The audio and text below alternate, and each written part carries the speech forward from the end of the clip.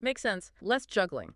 But, and this is important, the actual test content, the passages, the headings, the skills you need, they're exactly the same, computer or paper. The task itself doesn't change. Okay.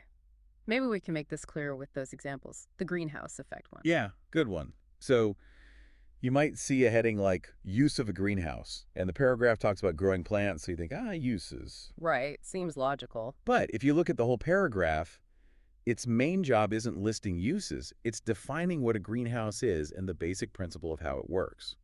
So the better heading is actually just the greenhouse. It tests that synthesis skill. I say it's about the primary function of the paragraph. What about the pasta history example? There was something about the word root. Ah, yes, the distractor word. Paragraph D mentions a dish having Roman clear roots, but also Arab influence. But the heading that works is the real roots, because the paragraph as a whole goes on to discuss the actual origins of pasta itself. So root in the paragraph refers to one dish, but the heading, the real roots, refers to the origin of pasta in general, which is the paragraph's main topic. Got it. Avoid those word spotting traps. Exactly. And just quickly circling back to the format, Roman numerals for answers. Just copy them as they appear. Consistency, like with capitalization, is just good practice. Okay, that really clarifies matching headings. Let's switch gears to the other tricky one. True, false, not given. TFNG. People seem to find this one quite tough. They really do. Hmm. And the core task, as the practice lessons explain, is deciding. Does the statement match the passage info? That's true. Does it contradict it? That's false.